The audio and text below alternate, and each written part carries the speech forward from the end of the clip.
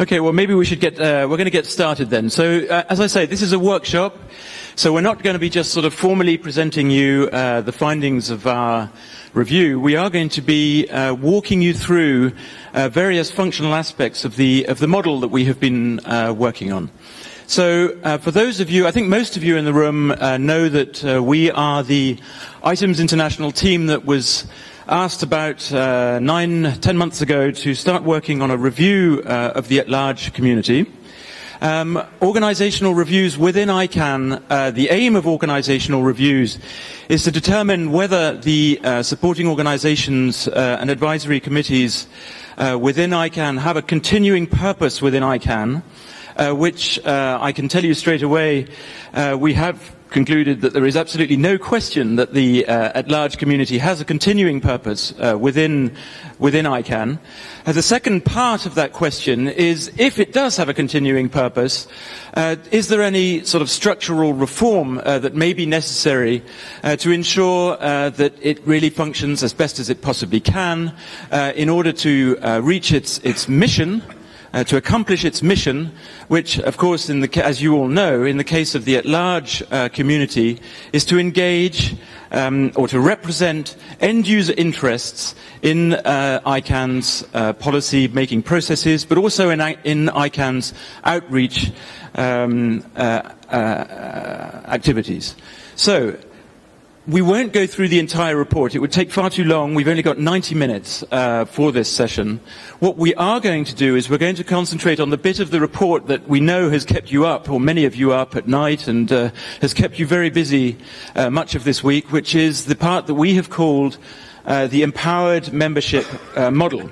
We know that the very word empowered membership, or the title that we've given to our model, is one that has caused a little bit of controversy, but we don't want to dwell on that. It's not so much the name that's important, it's really what we have come up with as a solution for a reform to the way that your part of the ICANN system functions.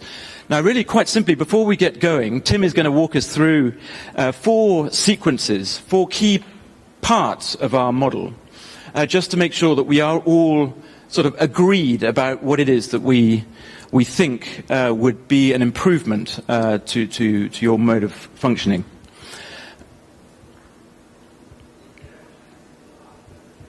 Yes, of course. Yeah. No, what we're going to do is, what we would like to ask you is that we have an opportunity just to talk you through these four key sequences of the EMM. We're not going to talk you through absolutely every single detail of it.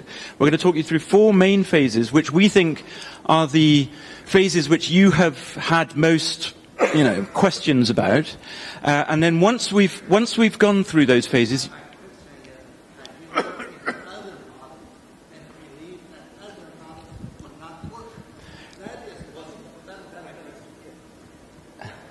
Sorry, just repeat my question.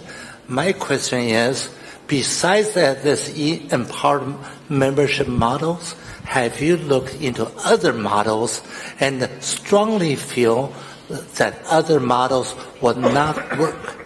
Thank you. That was my question. Yes. Well, I mean, we will have a question and answer session at the end of this session, but in answer to that, just to clear that up straight away, yes, of course we have studied the models. In fact, we've also went back to the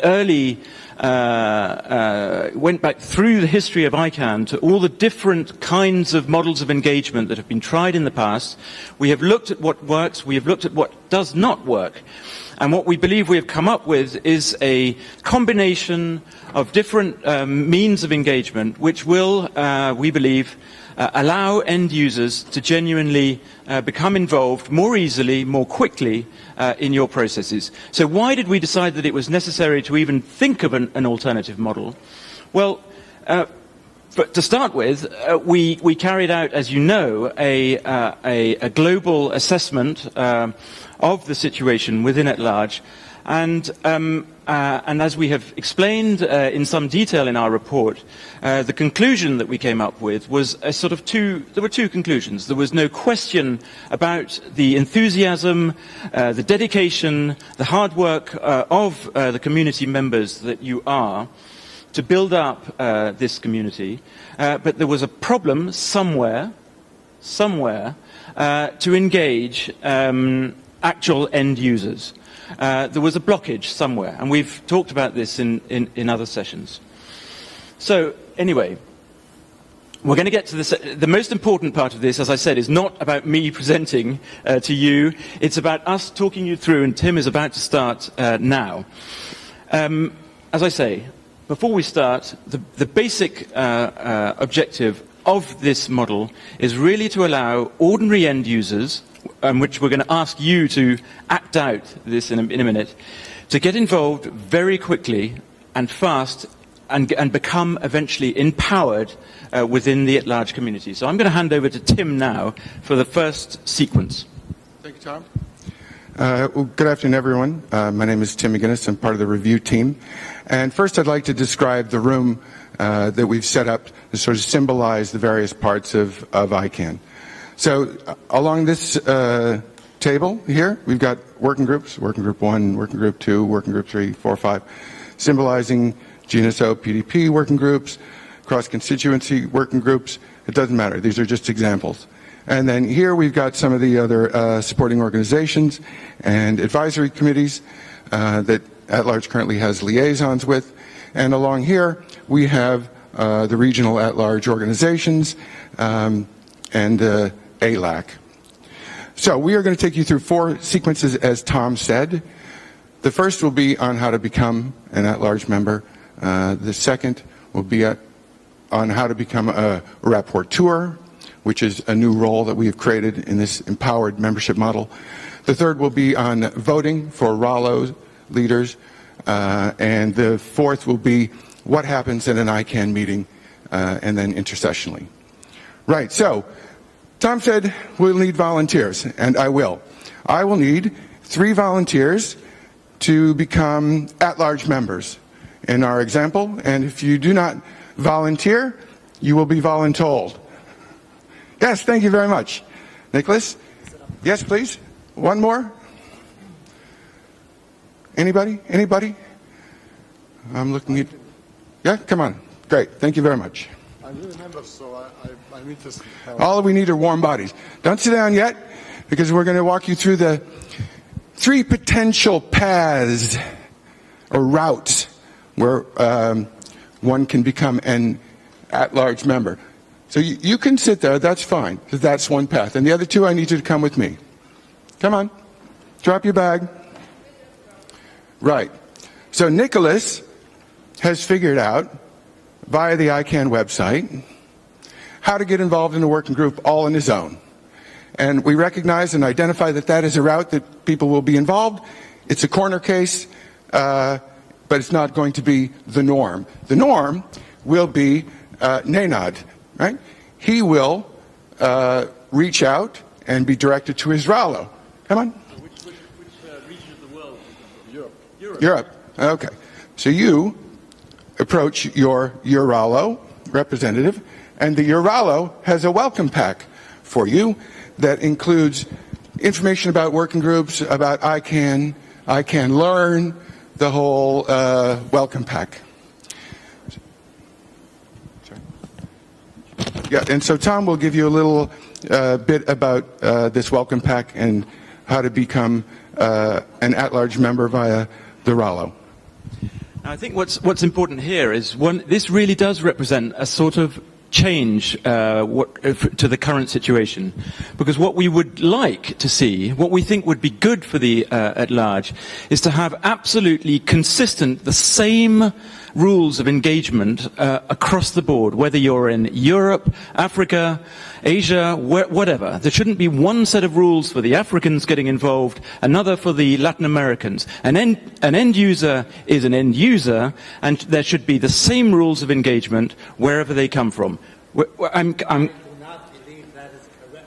Well, fair enough. You will have time, plenty of time to object in a second. So, whether you are a European, an African, I'm going to hand you, as the leader of the RALO, a same set of information, which is a current and up-to-date list of ICANN working groups and cross-community working groups that I will then invite you to go and sign up to as a volunteer. The alternative course of action that you might be interested in doing is becoming an outreach and engagement type of ALM. You may be the representative of an at-large structure, in which case I would ask you to go and see my friend here, Nick Thorne, who will explain to you the types of activity that you could get involved in. Okay, welcome. Nice to see you. If you do not want to get involved in the upward arrangements of putting information and guidance into ICANN, an alternative way of cooperating with at-large and performing is to get involved in outreach activities. Now, we haven't written a detailed note on outreach yet because we're still gathering information. What we will write is not going to be controversial. It will simply be talking about cooperating more with the work that's already being prepared in ICANN and with other ISTAR organizations. But this will be another way for you to make a real contribution to the work of at-large in general. Now, I'd invite you to go and sit down over there, so you can go and sit in whichever working group you choose. So is that if you are interested in policy, and you've decided which working group do you think would be the ones that interest you most? Right. So he has decided to be a policy at-large member. He's more interested in policy than in outreach and engagement, and he is going to join Working Group 1. Right? So that's the second potential path to become an at-large member, the policy route. Now, Carolina also approaches the RALO, and she is also given a welcome pack by the RALO leader. Which RALO would you like to be in? LAC RALO? There you go. LAC RALO. Right, so she gets the same welcome pack as Nicholas, right? And she has decided, she told me, that she would like to be an outreach and engagement ALM. So she would only like to do outreach and engagement. So she's going to stay here with the LAC RALO to symbolize that that's what her choice is and that's where she is active. Right? So we can find her a chair and you can go around and have a seat right there. Thank you very much. And that pretty much wraps up what we have called Sequence 1. So it's very simple. It's individual end users who come in, they approach at large. All RALOs function in the same way. There are the same rules of engagement wherever you are in the world. The same set of rules, the same set of information which is given to individual users about active working ICANN working groups, and the similar trajectory, if you like, from the RALO over to the working group or to the outreach and engagement types of activity with the support of the RALO. Sequence 2, Tim. Right, thank you very much, Tom. Sequence 2 is how to become a rapporteur. Rapporteur is a new role that we have come up with in this empowered membership model that allows a number of people, determined by the at-large advisory committee, to go to working groups, whether they're CCWG or GNSO, PDP working groups, it doesn't matter. Any working group that they are interested in, and it is a mechanism by which at-large members get involved in policy and bring that state of play of the working group back to at-large. So along this side of the table, of course, we have at-large, and here we have the working groups on this side. Now, Nick is going to give us a little spiel on how to become active as a rapporteur. Okay, so I'm trying to cover all of the stages in the process. We have tried to keep it as simple as possible.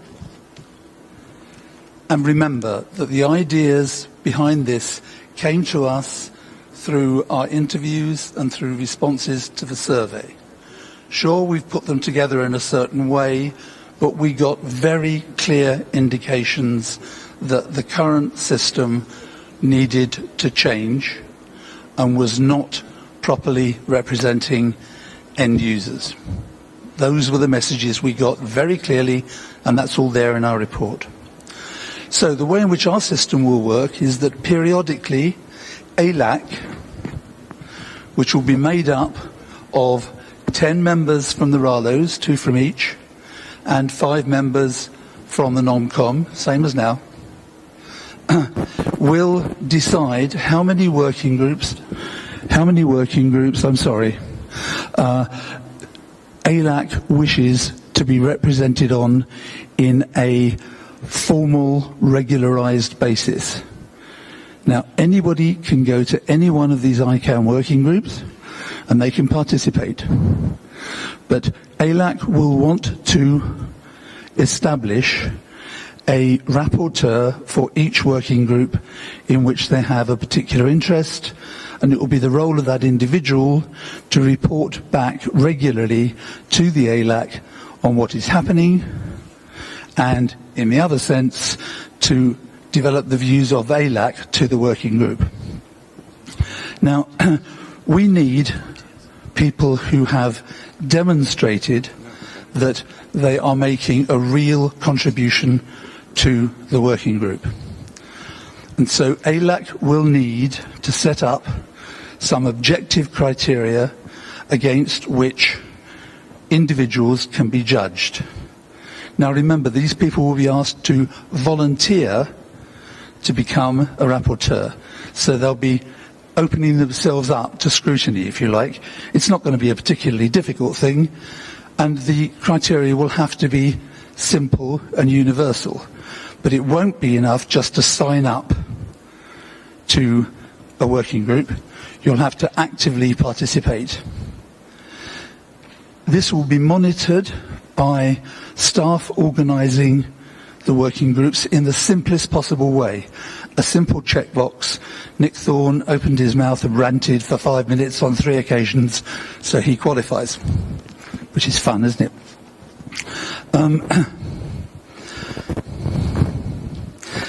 So, the results of these, as it were, record-keeping exercises by staff will be submitted to the Council of Elders, the greybeard sitting down there in the corner. I'll come on to an explanation of the Council of Elders later, but basically they will be term-limited members of ALAC who will be kept on for a certain period of time. It will be for the CEO, the Council of Elders, to decide who gets A, to be eligible to be a rapporteur, and B, to be eligible for a vote.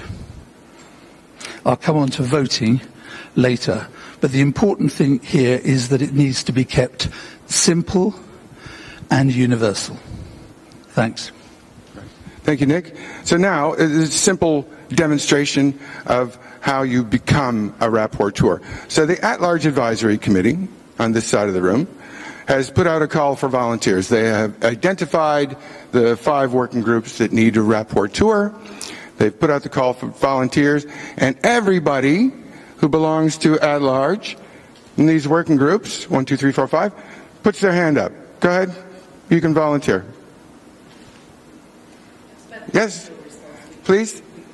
Everybody, go ahead, volunteer. Right, so you've all volunteered. Now, quite simple. If you are... Tim, I'm already sufficiently committed to working groups in ICANN that I'm not volunteering for anything else today. Fair enough, Chris. And since I've got the floor, could I just say to Nick, I'm in favour of term limits, but 1, 2 is too short.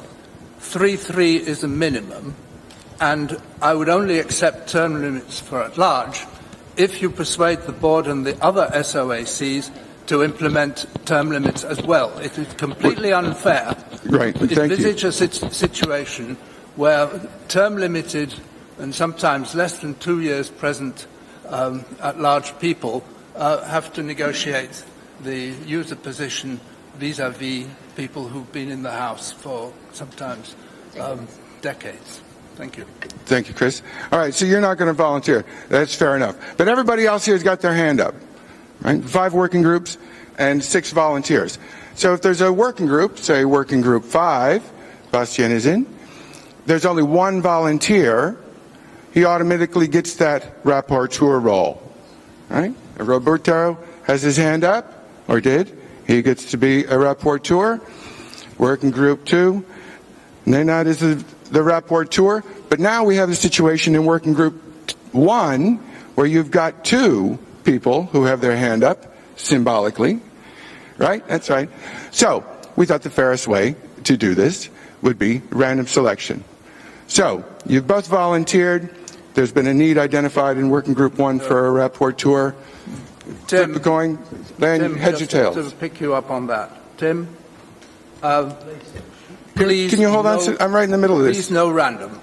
Look, I've been in this shop for 20 years. We are committed to promoting diversity and gender balance. It is crucial that you do not select under those circumstances at random. There are other cases where random selection... But random selection is already a part and parcel of at-large selection procedures. And it is... Well, it is the, in case of emergency, break glass for the board member current election. But it is also used in a variety of other internet policy-making bodies.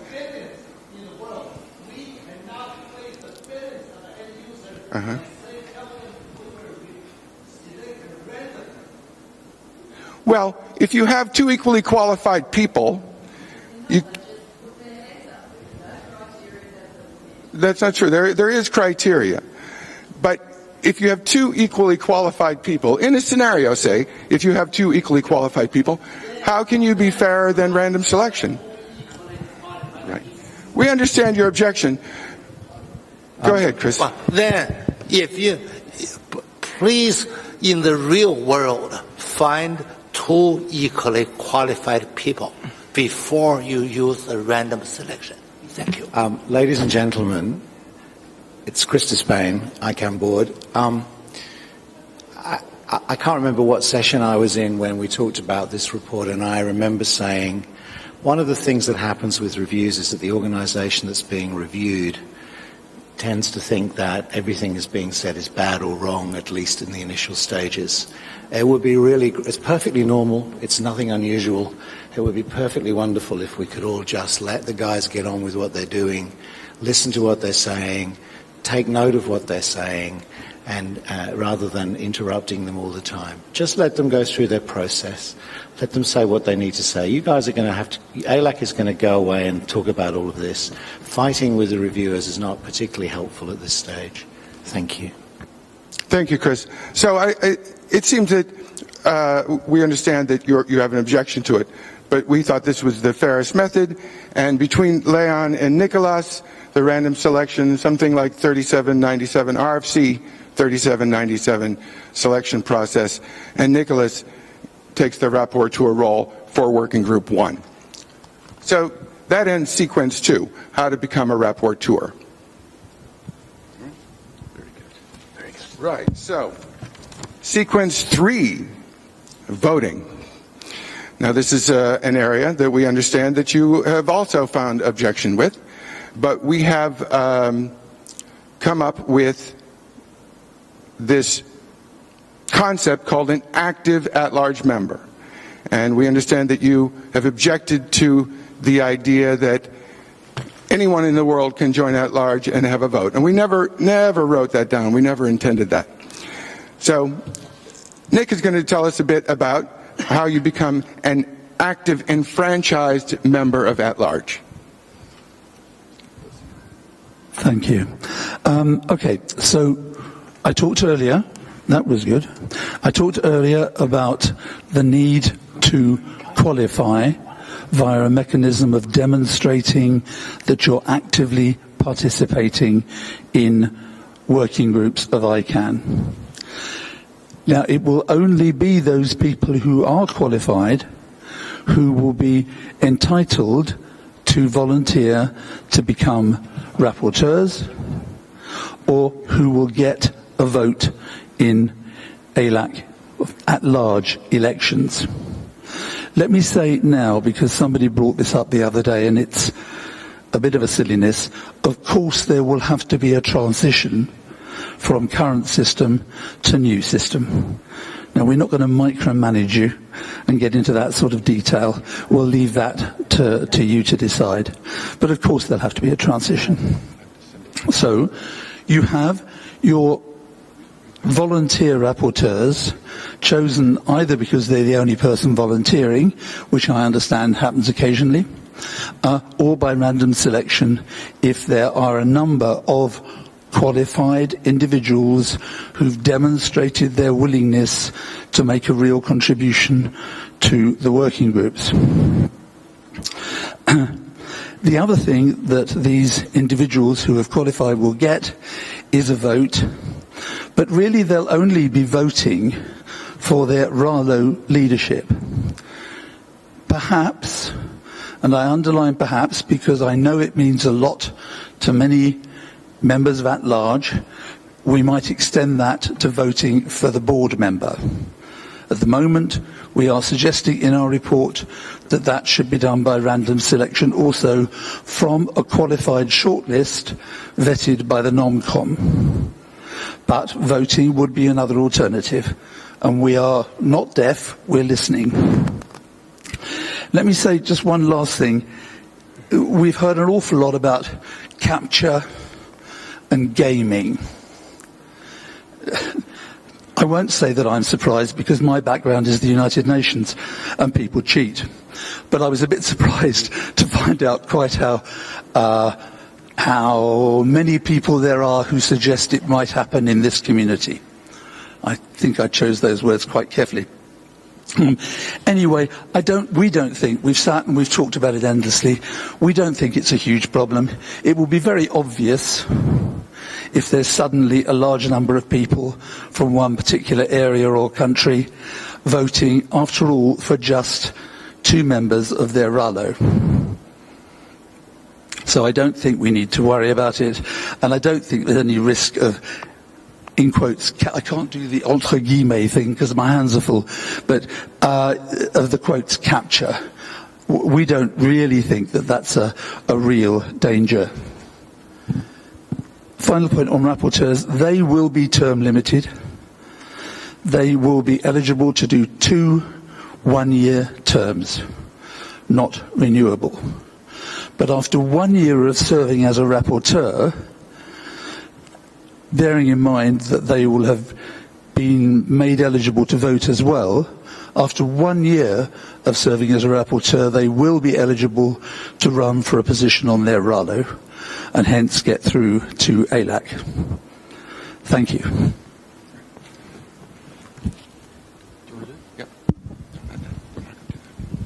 Thank you, Nick. So that was the voting description, and Nick's done a fine job. The next sequence is what happens at an ICANN meeting. Right? So we look around the room, we see that the ALAC members are seated, and you will note that the members of ALAC are also the RALO leaders in our model. Okay? So come to a new ICANN meeting. We've just had this election that Nick talked about. 5 of the RALO leaders have been elected. They are also on the ALAC. And so we have 2 people chosen from the NomCom who are seated. So now the ALAC is seated. The rapporteurs are in their working groups. And now we seat the Council of Elders. We've got a special table up here with the Council of Elders sign to symbolize this new group, which is meant to be the institutional memory of at-large. And Nick is going to talk to us just for a minute about the Council of Elders. Yeah, I'll be very quick. Look, one of the things we heard a lot of, and one always hears this in any transitional situation, is, oh, you can't do that, you're losing all the expertise. These new youngsters coming in at the bottom won't know what they're doing, da-da-da-da-da-da-da. You've all heard the arguments. And that is not wrong. But if you're going to get new blood into the organisation, you're going to have to take a certain amount of risk with bringing in people who are young. One of the roles of this group, the Council of Elders, and I'll come on to its composition, will be to act as mentors, guiders to new, younger members of at large when they get into rapporteur positions. This could, if necessary, apply also to the liaisons, which Tim has just talked about, which will come from the NomCom, who will be supplied with additional criteria to make it clear what role these 5 members will be required to play when they join the ALAC. So who are the Council of Elders? In the first instance, we envisage there being term-limited ALAC members. There will be, not immediately, we've done some sums, but there will be relatively quickly some members of the current leadership who will reach the end of their terms and come up against the buffer of a maximum length of time which we're recommending. They will be eligible to be appointed to the Council of Elders for a period of 2 years, just once, 1 2-year term, during which they will get 1 paid journey to an ICANN meeting per year. There'll be 6 of these people, so there will always be 2 elders. Again, the name really isn't important. If elders offends people, hell, I'm old. It doesn't offend me. But if it offends people, you can change the name. But it's meant to demonstrate that these people will be around to act as mentors and to hang on to some of that very hard-won experience. I think that's all I've got to say on that at the moment. Thank you. Great, thank you, Nick. And I would note that a similar mechanism is used elsewhere in the Internet governance ecosystem to maintain institutional memory, and it is very effective. So now, we're at this ICANN meeting. We've got CCNSO liaison and a GNSO liaison, and they're going to go liaise with their supporting organization and advisory committee. So if you could pick up, take that with you if you want. And Tom, you will be the CCNSO liaison. And so they are off to touch base with their advisory committee and supporting organization. Now, that's not really different than what you currently have in at-large. You have liaisons. We are not so concerned that these liaisons are formal, institutionalized. These liaisons are people who are meant to keep track of what's going on in the rest of the community, big picture from that SO or AC, and report back to the at-large. And Rose is going to give you a few minutes about the liaison role. Thank you. Yes, thank you. So these people now which are in the GNSO, CCNSO, GAC, the main institute, the main constituencies of ICANN. So these people are first of all are appointed by the NomCom. And these people as well, they have 2 hats like the other 15 other or 10 others ALAC members. The liaison have the duties of liaison and ALAC activities. So what's the role of the liaison? The role of the liaison is actually to bring the information, to communicate and advocate ALAC positions into the constituencies, but at the same time, also this liaison supposed to bring the information from the different constituencies to ALAC, so the ALAC could be ready to give the advice to ICANN. The liaisons also, 2 of them, the ones are in the SOs, CSNSO and GNSO, they have a seat, a non-voting seat on the executive committees of the SOs. The liaisons also, there are existing liaisons between not only the advisory committees and the supporting organizations, but today I think there is a liaison, informal liaison between NCUC and ALAC. So more or less is that the... Thank you, Rosa, for that. And we have seen the liaisons go to their AC and SO and find out what's going on there. And it will be soon time for you to report back. But first, it's time for the rapporteurs who have been chosen, who have been participating at this ICANN meeting to report to ALAC. So come on, everybody with a rapporteur sign. Come on, come and give your report to ALAC so we can symbolize what's going on. Now, once you deliver your report, do you have your report? You've forgotten your report, Nicholas. Thank you. So you can give that not necessarily to your RALO leader, but to the ALAC as the whole, because the RALO leaders are the ALAC.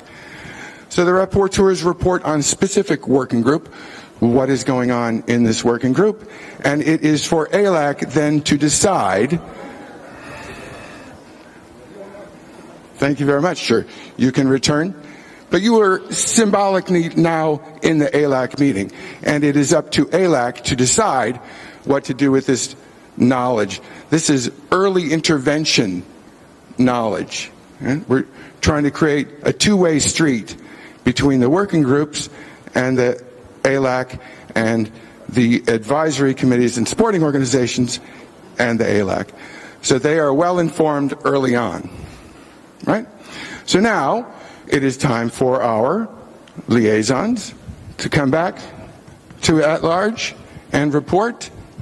You can give your report verbally or in writing, and this is an important point. You do not have to be present at an ICANN meeting to participate. All of this work in working groups or as liaisons can be done remotely. So that's entirely possible. Right?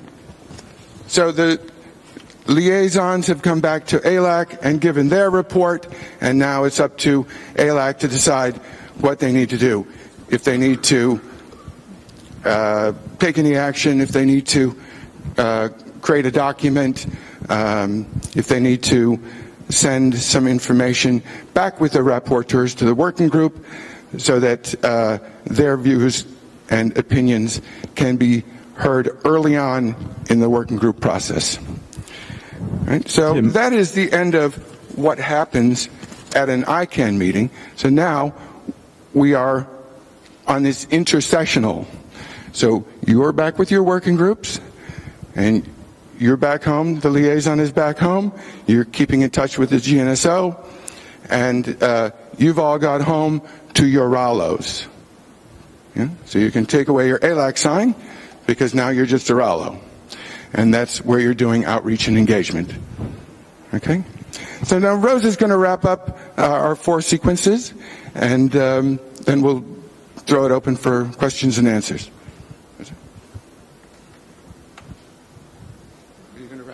Oh, it's okay. No, I mean, that's fine. I can do it if you want. So that does sort of wrap up this sort of presentation. Now, basically, I think what we need you just to think about is that there are lots of things in here that are sort of familiar with what you're working with already. You have liaisons, that role is staying. The mechanism whereby the liaisons are chosen is modified. We can talk about that if you want. What we have introduced is this mechanism of rapporteurs. And now the idea of rapporteurs is really because we felt and we were told by many of the people that we spoke to that one of the impressions, maybe it's one of the perceptions that's quite widely sort of felt, expressed throughout ICANN, is that it's very often the same people who are leaders of the community, and it's quite challenging. The community has found it difficult to really bring in fresh blood. Now, what we have tried to do with this rapporteur function, as you have seen, is to bring in end users quickly, to get them onto working groups without hardly any sort of difficult stages of becoming a member of an ALS or anything. They really can go directly to their working group. Many of them will fall out because they will find it complicated, and we expect that, and it's normal. They will drop away. It's only those end users that are confirmed as useful members of the community that earn the right to become a rapporteur, and who quickly move up and into the positions representing the work of the working groups to the ALAC. Now, we really do want to open this session up to the questions, because we know that you are pushing back on certain aspects of it, but we would like to use the time that's left to discuss whatever you would like to discuss. I think that's a roving microphone. Okay, go ahead. I'll use this as a roving microphone, but if you are sitting at the table, you can use those. Okay, thank you very much. I'm from Navarro, and all my group used to work only in policy. So I do believe that talking with my group now, we decide we all will go out from the Rallo and become a rapporteur. We are very well prepared for that. And we are not interested in doing outreach, because that was not we have done most of the time. So my question is, what happened really with the Rallo now? Most 93% of my group wants to move for them, and so we all become a rapporteur. We are well prepared. Those guys are, one of them, for instance, I got this report, and this report has no meaning for me inside my group or inside what I have been done. And I attend the same working group, and this report is not meaningful for us. So I'm a little lost what I should do. Could you help me? Well, I can try. Well, I guess I'm standing too close to the speaker. And on that note, I have been informed that members of the audience who would like to speak can use that microphone and not the roving microphone. Okay. So, if I understand you correctly, your question... This is a theater, yeah? I'm playing the theater that you're supposed to. Right. Okay? So you're the ALAC, right? Your resource is the rapporteur. I'm from Navarro. That's right. But the Navarro leaders are also sitting on the ALAC. Yes. Right. So we are refocusing you outward toward the other SOs and ACs as part of the function of the empowered membership model, so that you are not inwardly focused, which is what we have heard in our interviews and surveys, and so we are focusing you outward. We heard that that was detrimental. There's a near universal agreement in our survey and in our interviews that too much time was spent on internal processes. And am I addressing your question? Did I get your question correctly? No. I'm just pretend we are a group of, in Navarro, most of us, all are our ALS, we have independent individuals and ALS. But we all work on policy, because that's the way we are. So during this time, and now we're going to change the model. So all my group behind me, they are not find a place inside Navarro, because we could see ourselves as an individual and a rapporteur. We are very well qualified. So the entire Navarro will be dismissed. We're going to be individuals on the rapporteur. Is that what we're going to do? That's my question.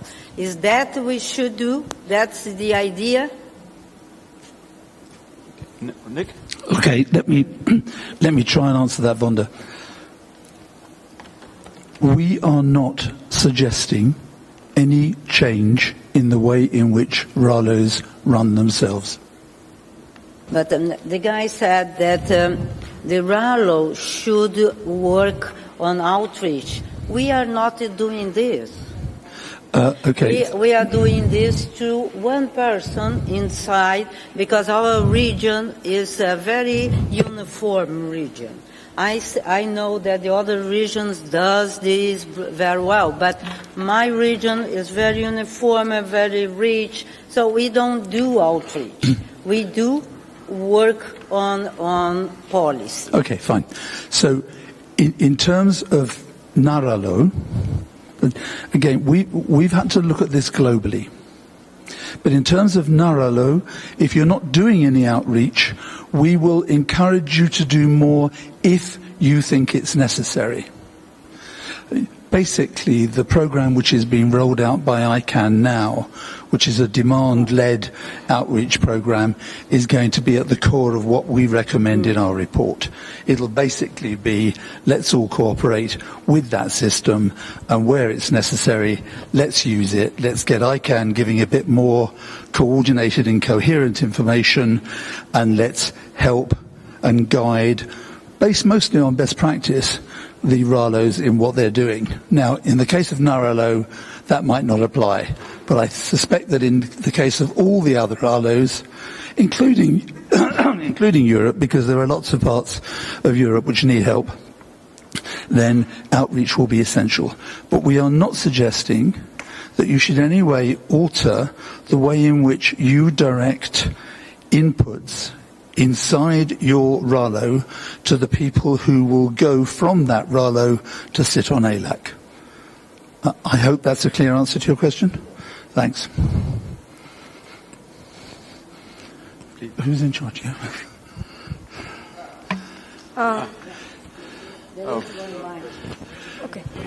Okay. Okay. Perdón, una moción de orden, Random. por favor. Una moción de orden. Next, you all know who put their hands up first. Random doesn't work. Go on. Perdón. Bing. All right. Well, okay. Let's start Leon then. I think. Una moción de orden, por favor. Una moción de orden. Okay. Well, look. We'll just go around. We'll go clockwise this time. Okay. We'll start with Leon then. Go on, Leon, please. I'm sorry. There's a point of order here. There's a point of order. A motion de order is a point of order, so you have to take the point of order first. Oh, okay. Who's got the point of Alberto order? Soto, les pido a la consultora. This is Alberto Soto. I am requesting the consulting firm to take the motions of order. Otherwise, we are losing the thread of the points we want to make. León fue el primero, yo el segundo. Leon was the first, I was the second one, and I'm going to be the last one, and I might forget what I was going to say. To allow Alberto. No, what he's saying, Tom, is that I was first and then... Perdón, el primero es León. Okay. All right then. Go El on then. segundo soy yo. Okay, so I got 3 questions for you guys. So the review states that there is an allegedly controlled by a small group of persons that managed to drive and control all the at-large community. So when you speak of the Council of Elders, I think how is that going to solve the problem that you are actually trying to reflect in the review? How does that make a difference? Wouldn't it be actually officializing a small group of people to control the destiny of those who want to join working groups and who want to actually contribute to the community? That's my first question. How would you avoid falling into the same pattern that you have identified in your report? Second question. You say that random, which has been actually practically demonstrated that doesn't work in this room. You say that applying randomness to the selection of different roles would be the solution to feed new persons into the process, right? So, one of these random processes would be the board member election, and of course, the appointment to the different working groups within the ICANN ecosystem. Wouldn't that be treating the at-large community in an asymmetric way from which other SOs and ACs function today? Wouldn't that be actually taking away the community's self-determination right into, and of course, being substituted by a random selection process? I don't think that would be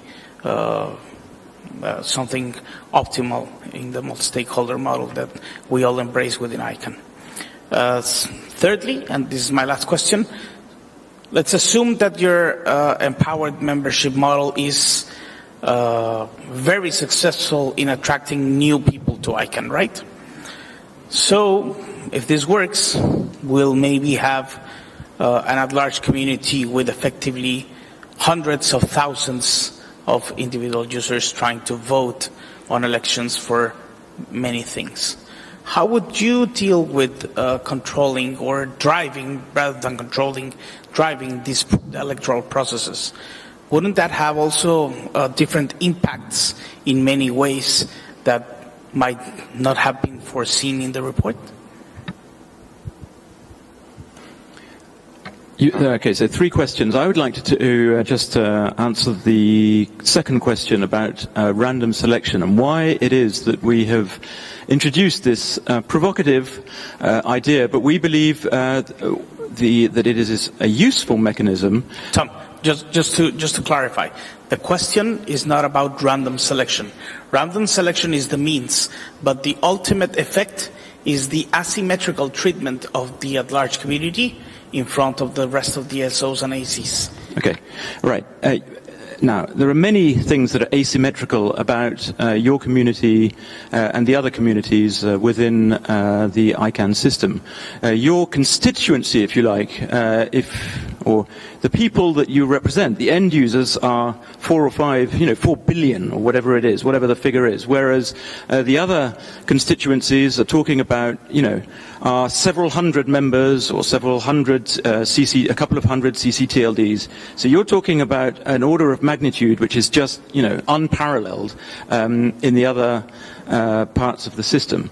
So, faced with a situation like that, what we wanted to do was to avoid, at various key points within the system, to get rid of the politicization of positions. Now, we anticipate that what we have described as the rapporteur role could quite quickly become politicized. People could latch on to this as an opportunity to gain what they would perceive as power or influence within ICANN. And we want to break that immediately by when you have your working group 1, which was here, and there were 5 members who've been identified as active followers of that group, and 2 or 3 of them put their hand up, we want to say, we actually believe that all 3 of you, or all 2 of you, are probably pretty good, are going to be pretty good representatives of that working group. And we don't want anybody in the community to say, you don't speak our language, you don't understand our processes correctly, you don't quite fit the incredibly sort of high bar for participation which is normally required for involvement in this community. So what we're going to do, and we accept that it's provocative, is we're going to flick a coin, not literally, but that's what we're going to do, and we're going to say, on this occasion, sir, it's you, sir, and it's you who's going to be the rapporteur, and we invite you. I don't know which country you come from, but you may never have had an opportunity to come up and stand opposite the ALAC and to present your point of view, whatever it is, regarding whatever issue it is, the new GTLD program. So you will have that opportunity. And we believe that it's not the people who are speaking the right language, the people who are eminently qualified, who've understood all the arcane codes and things like that of the ICANN system, who are the people that we want to promote the fastest. We want to promote imperfect end users, maybe, and bring them in front of the RALOs so that they have an opportunity to present what it is that, whatever issue it is that they present. And I would just finish by saying that if that rapporteur really does, after one meeting or two meetings, turn out to be a bit of a dead end, I mean, it really doesn't sort of can't do it, well then the ALAC will say, look, sorry, you had this opportunity, but we have to send you back. You were asked to present a report, you didn't do it properly, so sorry, but you're going to have to go back. And then we bring in another rapporteur. So that's another effect of this mechanism, is that instead of having, in the current situation, where typically, we've been doing this for about a year now, where around an at-large table, you've got the same people. You've got the ALAC and the RALOs and a few end users who are participating. In our model, what you would see at the next meeting, or in the next two meetings, is you would see the ALAC, and they wouldn't have changed. They would be very familiar faces. But what you would see on the working group, on the rapporteur side of things, you would suddenly see these people who, we hope, would have become involved in working groups, and they would be representing, imperfectly no doubt, but they would be new faces. And then you would give them the opportunity to progress through the system. There were two other questions about the Council of Elders.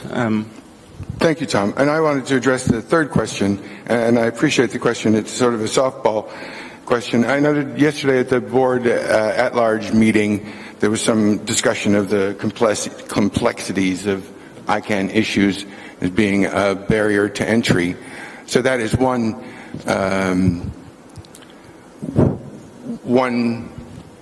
very strong indicator to us that we're not going to get hundreds of thousands, right? We're not even going to get, I think it's unrealistic to expect we'll get thousands of new people. At-large has been doing outreach and engagement for a very long time indeed, and getting people to actively participate has been a challenge. There's been slow growth, and that's what we expect. But let me ask you this, Leon. Would it not be an enormous success for at-large to get hundreds of people involved? To bring hundreds of new people, 100, 150, 200, 300 people? To bring that many new people into at-large, would that not be the biggest success you've ever had? If you can actually get them engaged and doing work, wouldn't that be what you want? I absolutely agree with you, Tim. I absolutely agree with you. The only thing is that we have no proof that this model will accomplish that. Okay, let me try and answer the first question. I'll be very quick. Basically, why are we having rapporteurs? Well, I think the answer's fairly evident to all of you now. It's been given in responses from many of us. It's to get new blood into the centre. That's why we're suggesting it, and that is why we are suggesting that if once you've got qualified volunteers who have demonstrated that they are prepared to spend the time and effort to make their contribution, they will be the ones from whom the rapporteurs are selected. Now, I think we now need to move on a little bit. The lady on my right here, I think, was next. I'm doing my best. I've got a little list here. Please. For the record, Carolina Matamoros.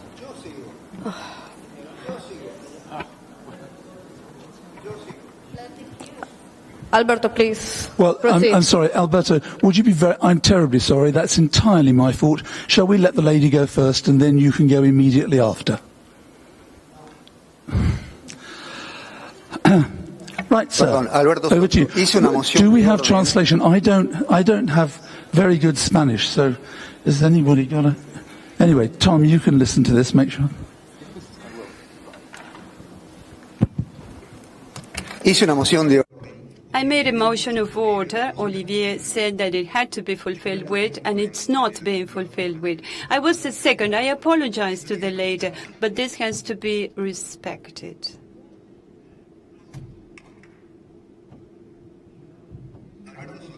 I am Alberto Soto. I have several questions. I'd rather if you took them in writing and do not give your replies to the room now, but to give your writings in the mailing list. Otherwise, it would take a lot of our time. So please answer to my questions through the list. You said that the individual users will act fastly and more efficiently than ALSs. Unfortunately, I think you have not made the proper analysis of how ALSs are working, and you do not know what achievements they are making, and we are actually getting to the end users. So my question about this is, on what foundations do you say that individual users will produce more than one ALS? Second question, you say the same set of rules for everyone. I agree that many rules have to be the same all over the world. However, there are internal rules, internal aspects of each region that follow the culture, the idiosyncrasy, and many other aspects that prevent rules being equal worldwide. When you say that random selection, let me give you an example. You picked up Leon, and I don't think Leon is not fully qualified to be a rapporteur. So it's also highly probable that he will be left outside, or maybe that the person with the highest level of knowledge is not selected for us to have the necessary information in our hands. That was on random selection. I do not agree with the election system, but it doesn't matter. You say that you are not deaf and that you listen to us. In our first report, we said many things that was certain, and you went back on the same track, on the working groups issue. I made questions, I got no answers. You said that in all your recommendations you were going to follow the same procedure. That is to say, you listen, you acknowledge things that are right, but I want to know if all recommendations will follow the same approach. You say that are things such as random selection that pose no risk, but there are no foundations behind that statement. So the risks are being faced by our organization. We're going to be suffering the consequences, and you will not, because you will be out. You said you are going to create an early path to information, and there's no need for that because we already have it. Thank you. We will note your questions, and we will, as you suggested, take them into account and perhaps even on the mailing list. And so we do now, we're going to come to your question at last. But you've been very patient, thank you, and you... No worries. For the record, I'm Carolina Matamoros. I'm a next gen for this meeting. I have 3 questions, mostly derived from the procedure you showed. The first one is the RALOs only can interact with the working group and work with them with the policy making through the allocation of new members. Like, the only way a RALO can give members to a working group is through the new members that come and then go to the working groups. They are not allowed to have others. That's the first one. Mm-hmm. The second one is, when the reports are then given to the RALOs, are they given just to one of them, or are they given to all of them? How are they disclosed? That wasn't very clear. Very good. Okay. And the third question is, why are you creating an independent committee of elders rather than having an appointed elder in each of the RALOs, where that person should be of the same region and be like with the experience of each RALO, as well with all the rotation procedures? So why creating a new structure? Okay. So first of all, you asked the question was about what role the RALOs would be playing with the working groups. What we see is that the RALO is the first port of call, if you like. It's the first door that end users in each region go to if they have woken up, realized that actually they would like to get involved in ICANN policy-making processes or outreach and engagement activities. So they go to if you're from Latin American region, you go to LACRALO and you say, or you phone them up, you go to their website, you get in contact with them and say, I'm an end user from wherever, I would like to get involved. And the main role, I mean, the simple role that we have defined for the RALOs is that they will simply tell you, they will give you an up-to-date list of active working groups within ICANN, not internal working groups, active ICANN working groups, and they will say, you have a choice. Either you go over there and you go and populate one of those working groups, or if you're an outreach and engagement type of person and you want to organize conferences, or you have a local IGF or something like that that you think is a good opportunity to do some outreach and engagement, you can do that as well, and that's fine. And in both cases, as a newcomer to this system, you may decide quite quickly that actually it's not really your cup of tea, you don't want to stay for very long, and you drop out of the system, and that's fine. You came in and you dropped out. But at least it was easy for you to come in and drop out.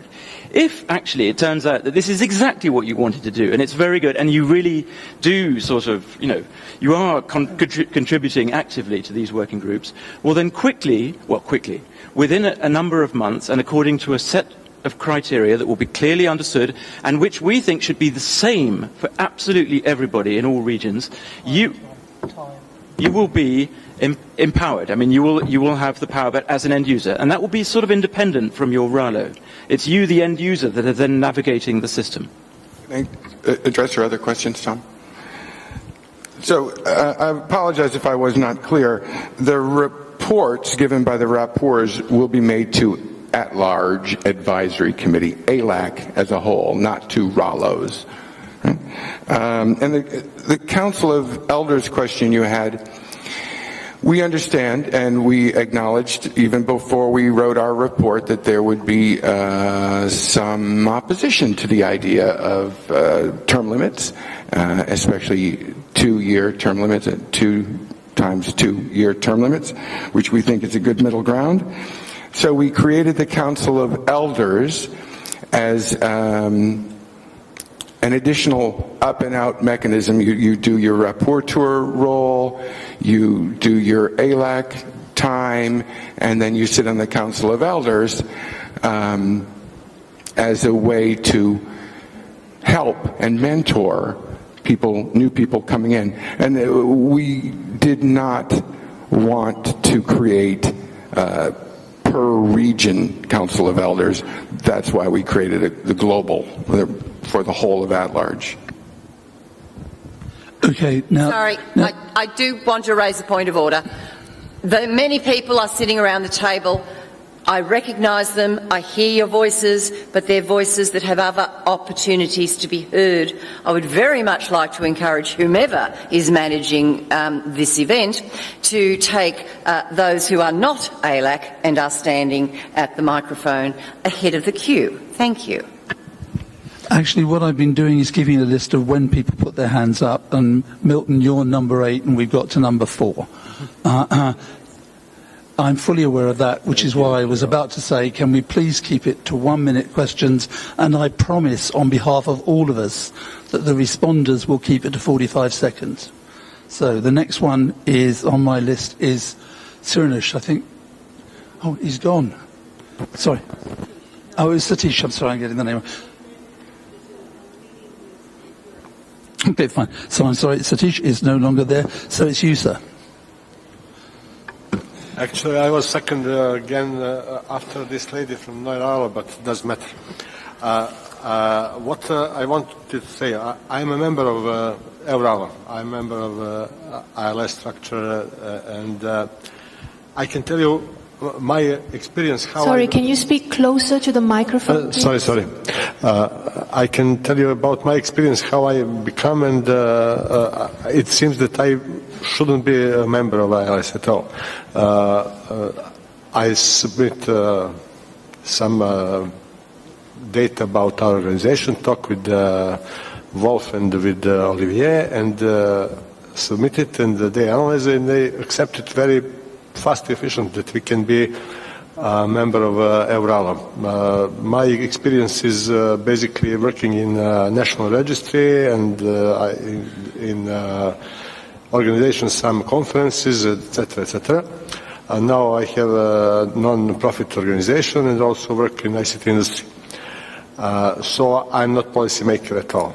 And after that, I was participate a Eurodig conference in Bristol because based on a crop program of for new people.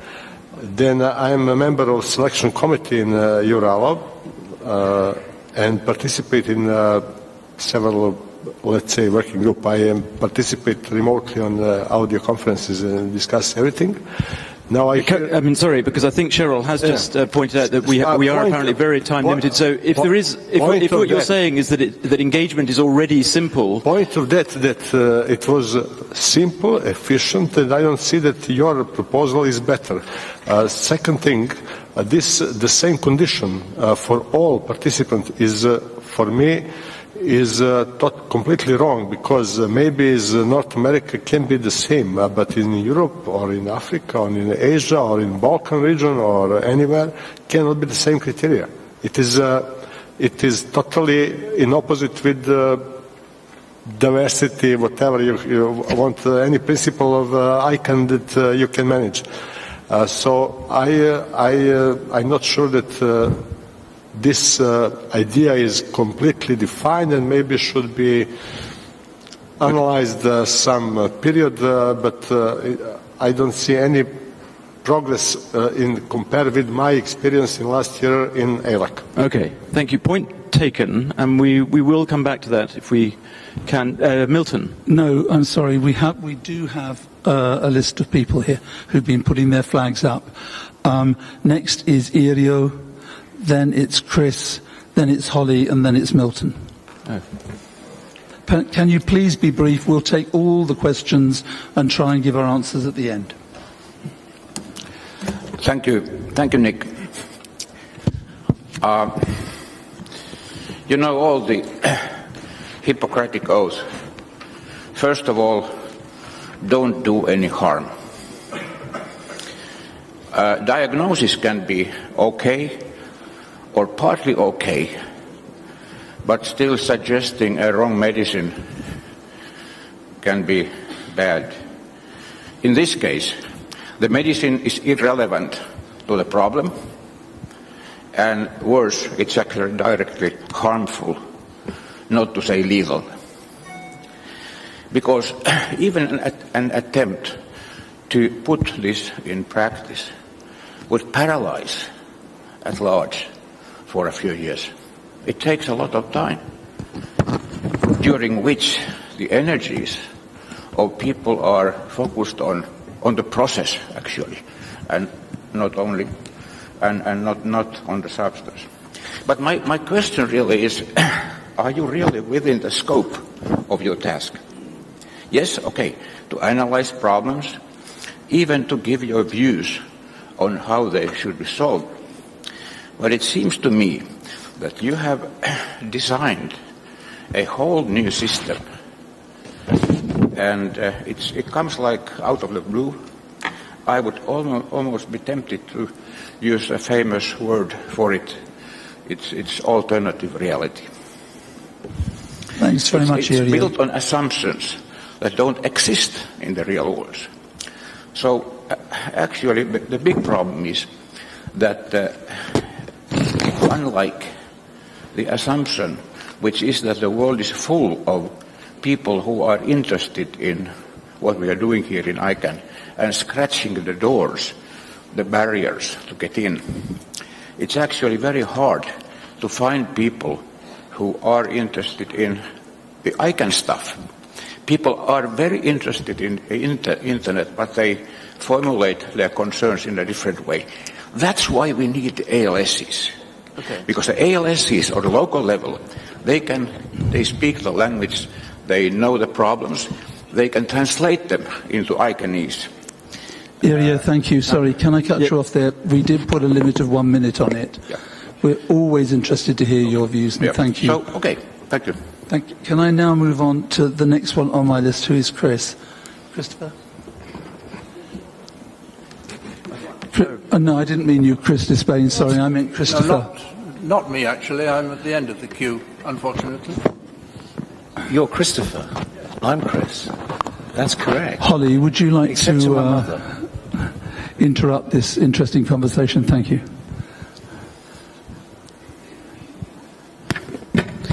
Holly Race for the transcript. I actually have a very simple question, and that is, rather than comment on the solutions, what I would like to do is just some clarity with the issues that you found.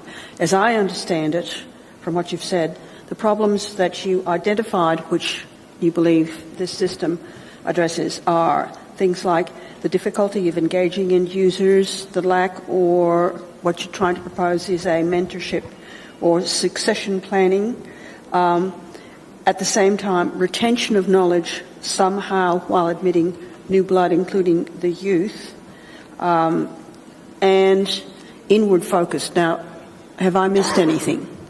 Because I think those are the issues that need to be addressed regardless of a solution. Okay? Okay. Good. Fine. Thank you very much, Holly. And I'd like to just say one thing now. We are, of course, very aware that many of these issues and potential solutions have been discussed among ALAC for years. But I wanted to say that because there's very little new in the world, and obviously we listen to a lot of people's ideas. So, Milton, if I may, thank you for being so patient. Well, thank you. Is this on? I don't think so. Is it? Can you hear me? Okay. And thank you, Cheryl, for invoking the line.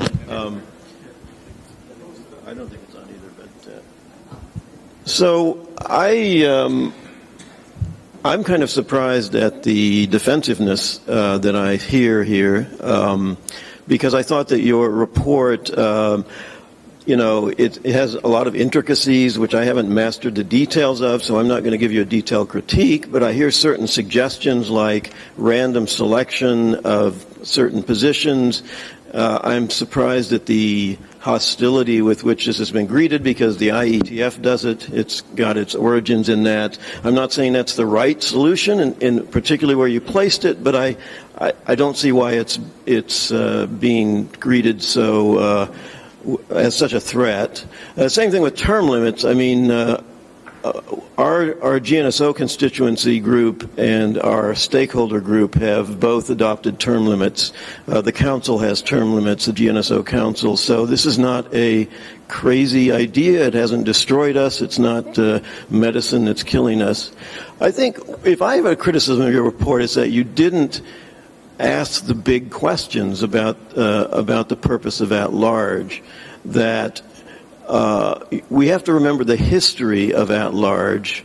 You were supposed to be individual voters representing individual users of the internet. So they voted originally on board members, and that was a great way to aggregate the preferences of individual internet users. When you say, what are the interests of registries, you have a collective interest in certain things. Individual internet users, it's very hard to say what their interests are unless you aggregate them through some kind of majority voting.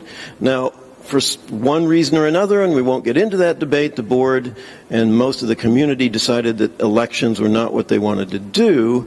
But what they did was they created a kind of a stakeholder group, but it's not clear what the stakeholder is and what it's supposed to do in this environment. I think most individuals have a tiny, tiny interest in domain name policy or IP address policy.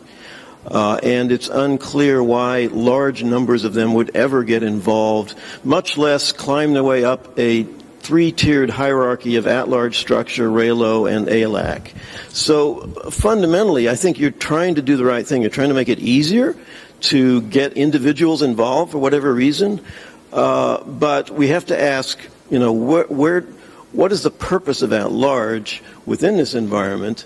And if people are not motivated by policy considerations, the way an interest group like registries or internet service providers are, then they're going to be motivated by the perks, by getting, travel funded, by on being that important. note, thank you. Thank you very much indeed. It's always good to have your views. Is it Meritza, lady sitting at the corner there? I got you next on my list. Thank you very much, Maritza Ware, for the record. I would speak in Spanish.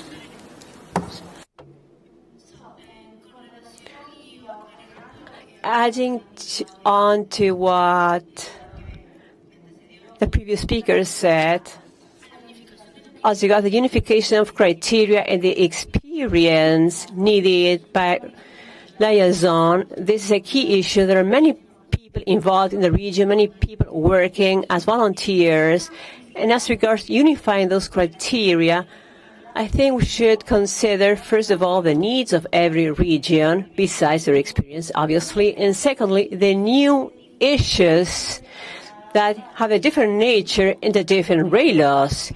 Dealing with an issue in Latin America is different from dealing with issues in a RALO, AP RALO. So the issue of selection and unification of criteria for liaison is key. We have to determine and establish in what effective way they're going to be able to carry out their job, and we have to measure participation and the results that they're going to represent on behalf of the region. Thank you very much. Very much indeed. Noted. And it's interesting that we're getting these views on universality. The gentleman at the mic is next on my list. You go forward. Okay, I'm just going to aggregate the comments. Lars, you suddenly sat down. All right. All right. We're swapping. Hi, my name is Jordan Buchanan, and although people pay for me to come to ICANN now, and they did before in the past, I spent a 6-year interregnum where I was just an end user, and I still remained really interested in ICANN, and despite that fact, I found it very hard to figure out quite what my engagement model would be. And I certainly think that the model that you've outlined would be an improvement and would have made it easier for me during those 6 years to figure out how to engage through ALAC and engage in the policy process at ICANN. So I really appreciate the overall sort of direction that this has taken and commend the report to a large degree. I will just raise one question, which is why RALOs, or why the existing structure of RALOs as the sort of entry point for users? And because it sort of presupposes that the right unit of aggregation for that participation is at the ICANN regional level. And the ICANN regional level, to me, is not like a particularly good way of dividing up the world into ways that end users might engage. Certainly like AP RALO is so big that it strikes me that people from New Zealand and people from Thailand and people from China might not find it particularly useful to all have the same entry point. And so I think it might be useful to rethink whether the existing RALO structure is the right place. I actually think this is a role where ALSs could have a really powerful role in terms of encouraging user engagement as opposed to thinking about that needing to drive through the RALO. Thanks. Thank you, Jordan. Good question. Lars. Yes, last of all, I'm just reading out a couple of comments that were raised in the chat. So these are not my comments, but Thank you. That remote participants submitted. Even closer to the mic. Alrighty. There's Carlton Samuels who said the country coefficient for voting was implemented precisely because of that possibility, but also to encourage consensus decision-making by forcing collaboration across country and ALS lines. He also commented on the capture issue, and to say that you don't see capture is not the same as saying it could not or was never attempted. History absolves. And there's a problem with the randomness of selection. The problem with that is that you get the same results as we have today. Some people who will work because they are keen and willing to be prepared, and others that are just keen. And then Carlton also supports Holly's point that it's important to get the issues down to essence. Thank you. Thank you. Was it just that one? There were 4 separate ones, but yes. Okay, thank you very much indeed. Now, that's it on my list of speakers. I'd like to move on to try to answer some of the questions. And guys, should I take the ones that I can handle and leave the rest to you? Let me start from the bottom, if I may. On Carlton's point, We are aware of the special arrangements in the Latin American Caribbean region. We are also aware that there is... Mic closer to your mouth, thank you. We're aware of the special arrangements in the Latin American and Caribbean region. We're also aware that there is a mediation process underway in which we have no intention of interfering. In our report, we will be adding words to the effect of, in making these recommendations for a universal system, the board will wish to bear in mind whatever comes out of that mediation system and will no doubt wish to act appropriately. That's on that particular point. Carlton, I hear you, if you're still listening, about evidence of capture not meaning it's not happening. I had thought, if anything, I was overly clear in saying that I understand that it has been tried and indeed is tried on an all too regular basis. So I sympathise with your comment, Carlton. On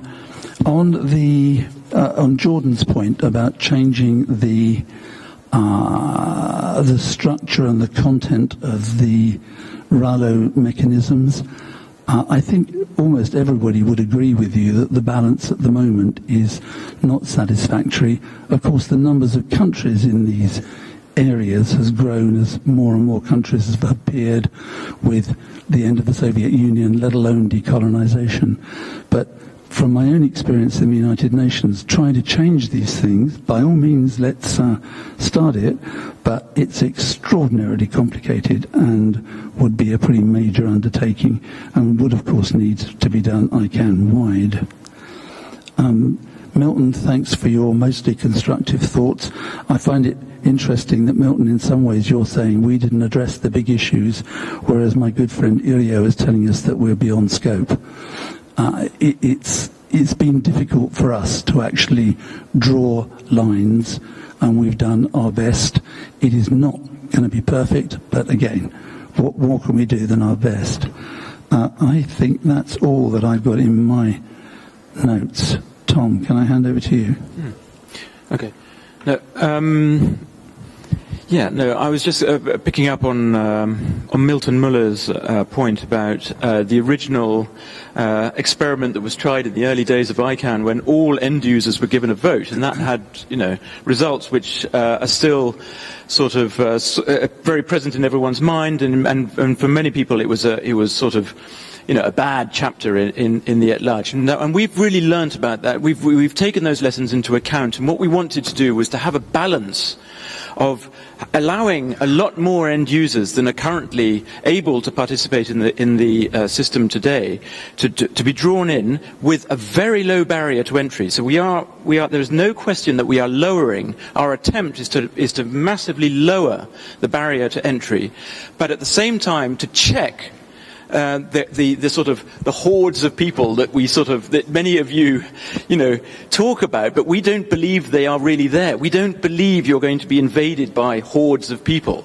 What it will mean to say is simply the 10, maybe 10% or 20% of additional people will find it a lot easier to get involved. And then there is a sort of, it's not exactly a barrier, but there's just a minimum requirement of participation before you're allowed to vote, before you're allowed to become a rapporteur.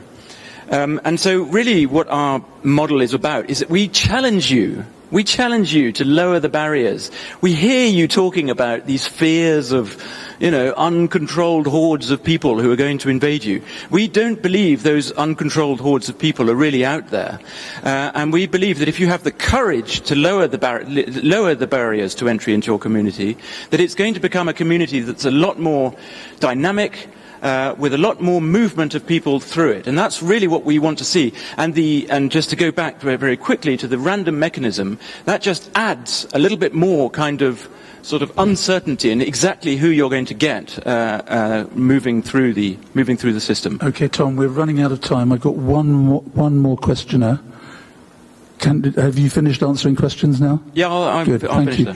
Chris Spain. Thank you, Nick. I want to just say thanks for your responses to the questions, but actually I don't think you did cover all the questions. I don't think you responded to Holly.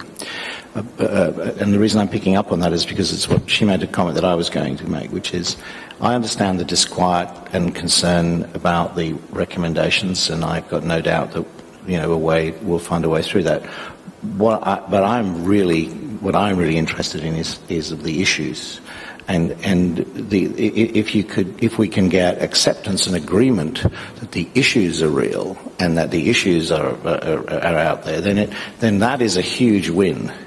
And the recommendation, to some extent, is actually less important. What's important is an agreement on the issues. So I'm wondering if there's going to be a way in which that will occur. It's great that everybody got to vent about the models. Models are always challenging, difficult for people to cope with. But it's the issues that matter, and it'd really be great if we could move forwards and find a way of getting some sort of acceptance and agreement on those. And that, I think, was roughly speaking what Holly was saying. Thank you. Thank you, Chris, and thank you, Holly. Holly, I'm sorry if I didn't respond directly to your question.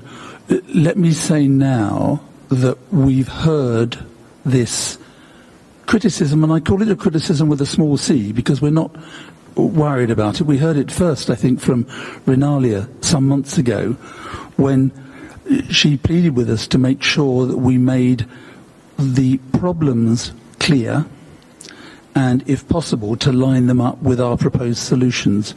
And we will be adding to the final version of our report we haven't designed it yet, but essentially it's going to be a table which says major issues on the left-hand side, précis of the solution in the middle, and structural suggestions on the right-hand side. But in doing this, we will endeavour to bring together a clear list of the problems which were, and again, I'm deliberately repeating myself, which were brought to our attention in interviews and during the survey. These are not the ideas of 4 external reviewers who came along for fun. Hasn't been much fun. But I hope that answers the question, and thank you, Chris, for bringing it up. Tim, you're asking for something, and then I've got two more quick speakers. We have got, I am told, 4 minutes. So, Tim, very quickly, and then you, sir, and then Kai. Right. I just wanted to follow up on Yurio's telling us that we're assuming that the world is full of people who are wanting to do ICANN things.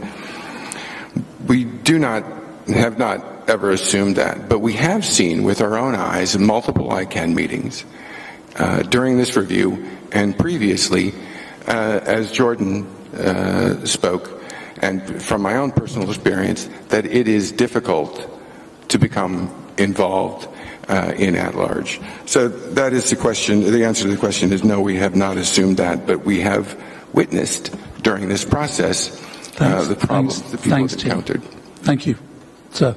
Hi, Javier Rua Jovet from ELAC. Just to agree with Chris that we are aware there are issues, and I think the report has been good in waking up the community, and I appreciate that I see items already thinking through the conversation that's been going on the past few months, and more recently the past few days, so I appreciate that. Thank you. Thank you very much. We are learning constantly, which is why we're doing this workshop. Kai, I hope I'm pronouncing your name. Speaking. Yeah. Well, first of all, we've discussed enough about your model and so forth. I would say I would not agree with that, but we'll discuss that later. What I would like to say, you are a consulting firm. I've been consulting for my entire life. Okay? I was consulting for the World Bank, for the ITU, and so forth. Okay? What I would suggest to you is that we first agree on what are the problems, and then come up with solutions. But right now, it seems like we have not agreed on what are the problems and directly jumping into your solution.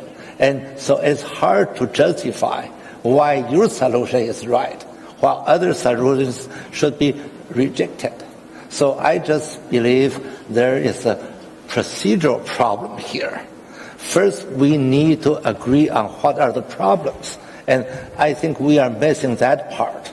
That makes us hard to get together. Thank you. Okay, so thank you very much for that. I think I tried my best to answer that in response to Holly and Chris Despain, that we will be coming up with a consolidated list of what those issues are. And I think with the benefit of hindsight, we might have done that in version 1. But version 1 went slightly wrong, and we didn't have that quiet, private consultation which we had hoped for, because the report, as we all know around this table, got leaked and it became something that just didn't happen. There was no quiet consultation period. We've run out of time. It's 4 minutes to 5 o'clock. Can I thank you all very much on behalf of the items team for coming, for helping us, for participating so openly, and I finally put the mic next to my mouth so you might even hear me. Thanks for being here, thanks for participating, and you've got, I guess, another 24 hours to give us any personal inputs you want to if you grab us in the corridors. Thank you again.